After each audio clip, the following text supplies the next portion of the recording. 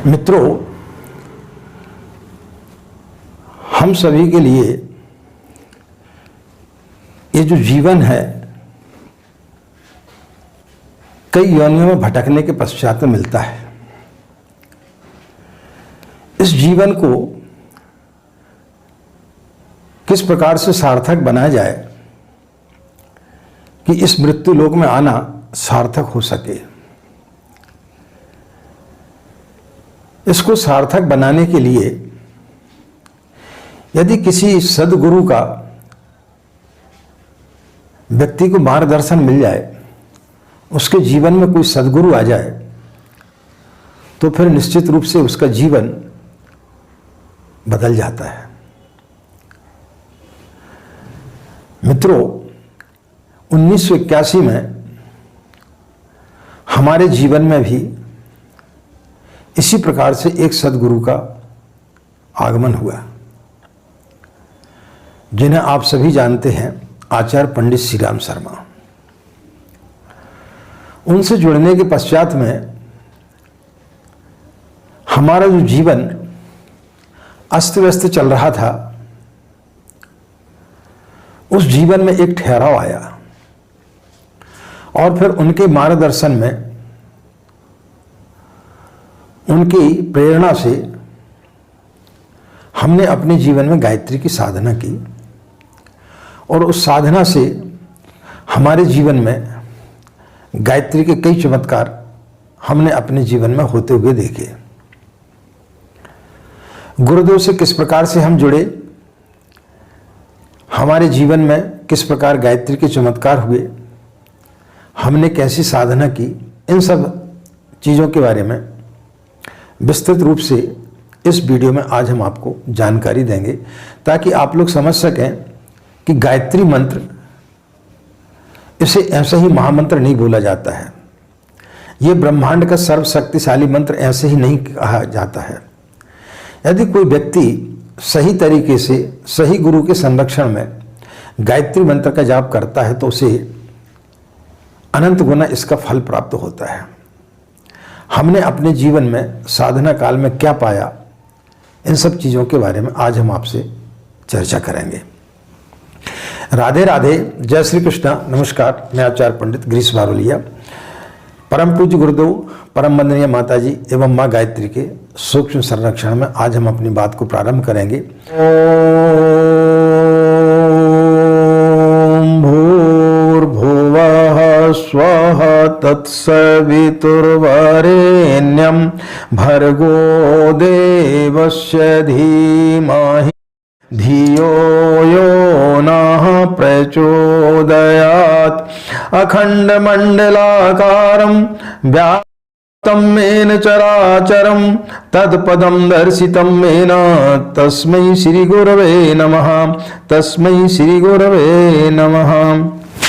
मित्रों, जब व्यक्ति का जन्म होता है तो उसके अंदर कई प्रकार के कूड़ा करकट भरे रहते हैं। व्यक्ति कई प्रकार की काम वासनाओं से भरा रहता है। जिस प्रकार आपने नदी में देखा होगा, काई जम जाती है, जैसे उस काई को हम हटाते हैं तो शुद्ध जल उसमें दिखाई देता है। तो उस काई को हटाने का काम करता है गुरु। गुरु पारस पक करता है। जैसे पारस को लोहे से स्पर्श करा जाता है वो सोना बन जाता है, तो गुरु भी अपने शिष्य को उसमें परिवर्तित कर देता है। 1981 में हमारे साथ भी इसी प्रकार की घटना घटी। हमारे बड़े भाई कोरबा में एनटीपीसी में इंजीनियर थे। हम प्राय टूरिंग जॉब करते थे तो कोरबा जाते रहते थे। कई बार वो हमसे बोलते थे कि आप दीक्षा ले लो, तो हमने बोला कि भाई गुरु जो है वो हरिद्वार में बैठे हुए और आप बोलते यहीं पे गुरु दीक्षा मिल जाएगी, ये कैसे संभव होगा। उनको टालते रहते थे, लेकिन एक दिन हमने अपना विचार बनाया कि नहीं, गुरु दीक्षा ले ली जाए। तो उसी कॉलोनी में किसी के यहाँ यज्ञ हो रहा था और कुछ संस्कार भी लोगों को वो करा रहे थे, उसी में हमने गुरु दीक्षा ली।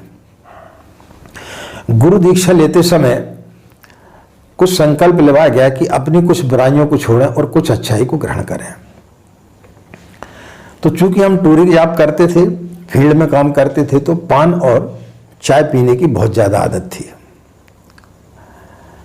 तो हमने जो है संकल्प लिया कि आज के पश्चात जो है हम चाय और पान दोनों का परित्याग कर देंगे। उसके पश्चात में हमने फिर कभी चाय और पान का सेवन नहीं किया। कुछ समय बीता, चूंकि ब्राह्मण कुल में पैदा हुए थे, पिताजी गायत्री के साधक थे, पिताजी ने भी पूज्य गुरुदेव से दीक्षा ली थी जब वो मथुरा में थे, तो वो नियमित रूप से गायत्री की साधना करते थे। तो हम लोग भी जो गुरुदेव का साहित्य आता था, गायत्री महाविज्ञान, अखंड ज्योति पत्रिका, उसको पढ़ते रहते थे और गायत्री का भी मंत्र का जाप करते थे। लेकिन उसके पहले हम रामायण का पाठ किया करते थे, शिव तांडव स्तोत्र आदि का पाठ किया करते थे। लेकिन उसके पश्चात में हमने धीरे धीरे गायत्री की साधना को बढ़ाया। 5-6 महीने के बाद में हमारे मन में विचार आया कि जिस गुरु से दीक्षा ली है उसके दर्शन किए जाएं। बच्चे बहुत छोटे छोटे थे, बच्चों को लेकर के हम पहली बार एक लंबे सफ़र पर निकले। इतना लंबा सफ़र हमने कभी किया नहीं था, लेकिन ट्रेन में जो है बहुत सारे लोग मिल गए जो कि शांति कुंज हरिद्वार जा रहे थे।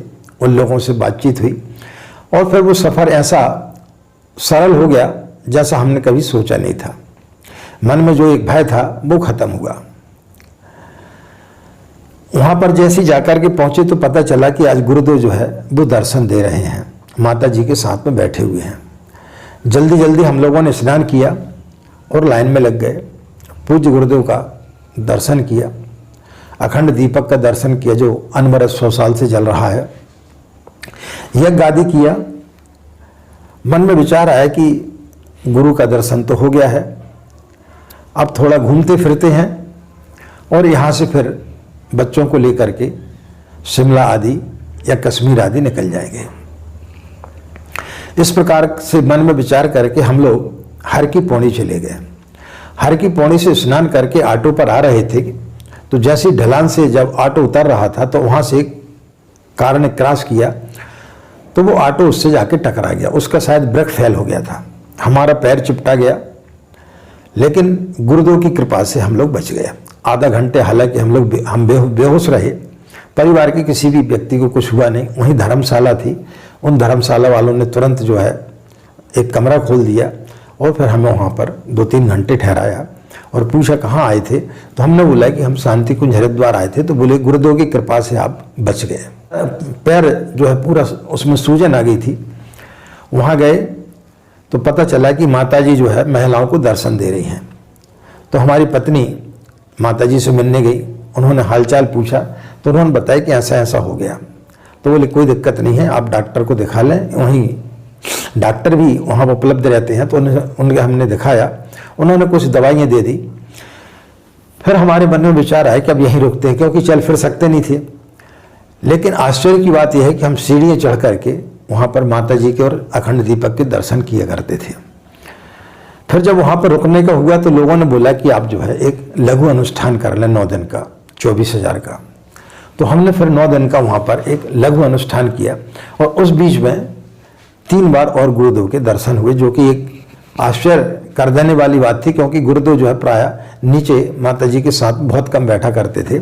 लेकिन 3-4 बार हमारा उस 9-10 दिनों में गुरुदेव का साक्षात्कार हुआ, उनके दर्शन हुए। फिर वहाँ से जब हम वापस आए तो हमने संकल्प लिया कि अब हम हर माह जो है एक 24,000 का अनुष्ठान करेंगे। हमने उस श्रृंखला को चालू किया। फिर बीच बीच में शांति कुंज हरिद्वार आना जाना होता रहा। अब मन में विचार आया कि गुरु का कार्य करना है, गायत्री का प्रचार करना है, कैसा किया जाए। तो एक प्रज्ञा मंडल के कुछ लोग थे, उनसे हमारा संपर्क हुआ और उनसे हम जुड़ गए। 4-5 साल तक उनके संपर्क में हमने गुरुदेव का कार्य किया। चूंकि ब्राह्मण परिवार में तो थे, लेकिन हमें कर्मकांड नहीं आता था। लेकिन धीरे धीरे हमने कर्मकांड करना सीख लिया और कर्मकांड भी हम कराने लगे। लोगों के घरों में जाकर के गायत्री यज्ञ वगैरह किया करते थे। फिर हमने धीरे धीरे कुछ 1.25 लाख के अनुष्ठानों को प्रारंभ किया। 1985 में जो हम 1.25 लाख के अनुष्ठान कर रहे थे, तो उसका हमारे घर के सामने एक बहुत बड़ा ग्राउंड था, तो वहाँ पर हम 1008 कुंडी दीप यज्ञ का आयोजन कर रहे थे कि इसकी जो है पूर्णाहुति उसमें हम कर दें। उसके लिए पूज्य गुरुदेव और शांति कुंज में हम तो उनसे अपनी अनुमति लेने के लिए गए थे। तो उस समय हमारा गुरुदेव से साक्षात्कार हुआ। हमारा छोटा भाई वही रहता था, जीवन दानी था, उसके माध्यम से गुरु जी के हमारे दर्शन हुए, उनसे बातचीत हुई। लेकिन बातचीत कोई खास नहीं हुई थी। उन्होंने आशीर्वाद दिए, फिर हमने घर में आके उस कार्यक्रम को किया। उन्होंने इतना ही बोला कि किसी से चंदा लेना नहीं, अपने व्यक्तिगत रूप से करना। उतना बड़ा आयोजन बगैर चंदा के कैसे हो गया, हमें भी कुछ समझ में नहीं आया। ये पहली एक हमारे जीवन में घटना घटी। 1988 में 24,000 दीप यज्ञ का एक संकल्प लेने के लिए हम सामूहिक रूप से 70-80 लोग गए हुए थे। काफ़ी बारिश हो रही थी। उसी बारिश के चलते छोटे भाई ने बोला कि क्या गुरुदेव के दर्शन करना। हमने कहा भाई करा दो, बहुत अच्छी बात है। तो मैं अपने छोटे भाई के साथ में गया। पहले माताजी के दर्शन हुए, फिर माताजी से बोला कि भाई गुरु जी के दर्शन करना है।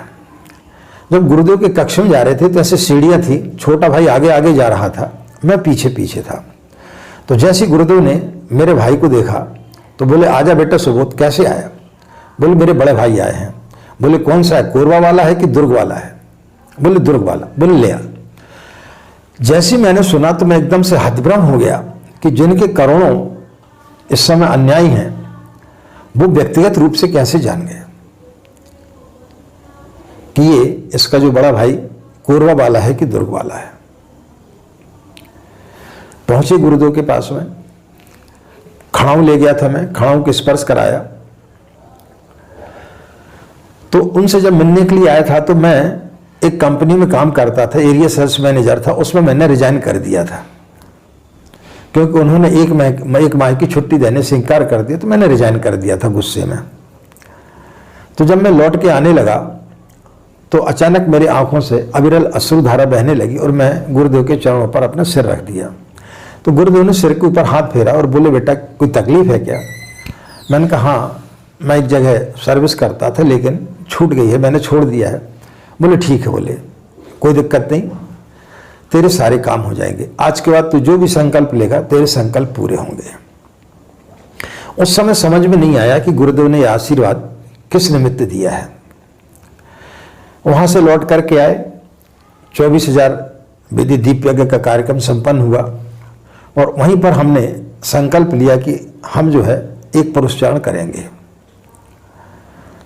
चूंकि नौकरी करते थे लेकिन उसके बावजूद भी कि वहाँ पर भी व्यवधान उत्पन्न ना हो और हमारा संकल्प भी पूरा होते रहे, तो फिर हमने 1988 से 1998 तक धीरे धीरे बढ़ता गया और 9 पुरुषचारण 10 साल में हमने किए हैं,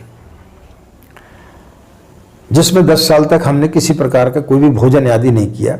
सिर्फ उबली सब्जी लेते थे। उबली सब्जी में प्रायः लौकी और कद्दू, ये 2 लेते थे बगैर नमक के। 10 साल तक हमने अनवरत गायत्री की साधना की। उसके पश्चात में उसकी पूर्णाहुति बीच बीच में करते रहते थे। हर 2 साल में दिन भर घर में जो है सुबह 4 बजे से हवन का कार्यक्रम चालू होता था, शाम के 5-6 बजे तक चलता। तो उसके पश्चात दीप यज्ञ होता था और फिर हजारों लोगों को उसमें खाना भी खिलाते थे। जो उसकी प्रक्रिया है, दशांश हवन होने चाहिए, दशांश उसका तर्पण होने चाहिए, दशांश उसका न्यास होने चाहिए, तो सारी क्रिया करते थे।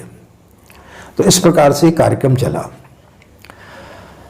जब तक गुरुदेव का छोटा मोटा काम करते रहे। फिर अचानक कुछ इस प्रकार की परिस्थिति आई कि हम गायत्री शक्तिपीठ में ट्रस्टी बन गए और 2 साल के बाद में वहाँ पर हम प्रमुख ट्रस्टी बन गए। फिर हमारे माध्यम से गुरुदेव ने 108 कुंडी यज्ञ करवाया। तो वो यज्ञ हमारे माध्यम से हुआ। फिर छोटे छोटे बहुत सारे कार्यक्रम हमारे कार्यकाल में हुए। 10 साल तक हम गायत्री शक्तिपीठ के चीफ ट्रस्टी रहे। उसके पश्चात में कुछ कारणवश जो है हमने वहाँ से इस्तीफा दे दिया और अपने कार्य क्षेत्र में ज़्यादा ध्यान देने लगे। लेकिन मन में एक रहता था कि हम गुरु का काम ज़्यादा नहीं कर पा रहे हैं। एक दिन साधना करते समय हमें मन में विचार आया कि हम जो ज्योतिष का कार्य करते हैं तो वो प्रोफेशनली नहीं करते थे, ऐसे शौक से करते थे। किसी के यहाँ बैठे, किसी व्यापारी के यहाँ तो ऐसे बता दिया, या किसी के यहाँ ऐसे बोल दिया कि तुम्हारा ऐसा ऐसा होने वाला है, तो बड़े आश्चर्यचकित हो जाते थे और वैसी चीज़ें घट जाती थी। बाजार में सभी लोग जानते थे कि हम साधना उपासना करते हैं, तो वो काफ़ी हमारे लिए इज्जत भी देते थे, हमारा सम्मान भी करते थे, और जब भी जाते थे तो वो अपनी गद्दी पर हमें बिठालते थे। तो उनसे यदि हम कोई चीज़ बोल देते थे तो वो चीज़ उनकी सत्य होती थी। तो इस प्रकार से भी उनको उत्सुकता रहती, तो वो हमसे पूछते रहते थे कि बारोले जी ऐसा ऐसा हम कार्य कर रहे हैं, कैसा होगा क्या होगा, तो हम उनको बताते रहते थे। लेकिन कभी प्रोफेशनली हमने इसको नहीं किया था। फिर एक दिन साधना काल में हमें विचार आया कि आगे जीवन में हम क्या करेंगे। तब फिर हमने जो है इस प्रकार का आभास हुआ कि हमें अपने ज्योतिष के कार्य को प्रोफेशनल करना चाहिए। तब फिर हमने अपना ज्योतिष का कार्य प्रारंभ किया, अपने इष्ट मित्रों से पूछा और बड़े भाई की अनुमति ली, और फिर उसके पश्चात हमने यह कार्य चालू किया। धीरे धीरे ज्योतिष का काम हमारा चलता रहा। फिर कुछ लोगों ने बोला कि भाई आप YouTube चैनल में आए। हमें कुछ भी मालूम नहीं था, हमें लैपटॉप इत्यादि चलाना आता नहीं था, मोबाइल में भी ज़्यादा हमें कुछ फंक्शन मालूम रहते नहीं थे। लेकिन लोगों के आग्रह से फिर हमने अपना 2018 में हमने YouTube चैनल बनाया, और फिर उसमें हमने इधर उधर के कुछ वीडियो डालना चालू किया। तो पहले वीडियो बनाना कुछ आता नहीं था, एडिटिंग वगैरह करना नहीं आता था, जैसा बनता था वैसा हम वीडियो बना देते थे। धीरे धीरे फिर उसमें YouTube में हमारा परिवार बढ़ा। देखते देखते लगभग 1 लाख सब्सक्राइबर उसमें हो गए। फिर उसका हमें जो सिल्वर बटन है वो मिली। फिर हमने धीरे धीरे गायत्री साधना से संबंधित कुछ वीडियो डालना चालू किया, जिससे लोगों में काफ़ी प्रभाव पड़ा और लोग जो है गायत्री साधना के प्रति उत्सुक हुए। उसके पश्चात जब 2020 में कोरोना आया, तो उसमें हमने फिर जो है लोगों को ऑनलाइन दीक्षा दिलाने का कार्यक्रम चालू किया। तो लगभग हमने 5000 से ज़्यादा लोगों को गुरु दीक्षा दिलाई। फिर गुरु पूर्णिमा के दिन 2022 में हमने ऑनलाइन लगभग 6000 लोगों को दीक्षा दी। तो इस प्रकार से करीब 11000 लोगों को हमने दीक्षा दी अभी तक। तो हमने अपने जीवन में 9 गायत्री के पुरस्चरण किए और लगभग 180-185 के आसपास 1.25 लाख के अनुष्ठान किए, और 25 वर्ष तक जो है दोनों नवरात्रि में 5 दिन तक हम पानी भी नहीं पीते थे, और उसके पश्चात 4 दिन हम नींबू पानी लेते थे और मौन रहते थे। तो इस प्रकार की हमने 25 साल तक उसकी साधना की। तो करीब 35 साल से हम गायत्री की साधना कर रहे हैं, उससे ज़्यादा हो गया होगा, 40 साल। 2018 तक हम जो है नियमित रूप से बीच बीच में 1.25 लाख का अनुष्ठान किया करते थे, लेकिन फिर उम्र हो गई। 2020 में जब कोरोना आया, 2021 में कोरोना हो गया, उसके पश्चात में हम नियमित रूप से 33 माला का जाप तो करते हैं, लेकिन उतना उपास इत्यादि नहीं कर पाते हैं, इसलिए हम उपास नहीं रखते हैं। लेकिन हाँ, 33 माला का हम नियमित रूप से जाप करते हैं।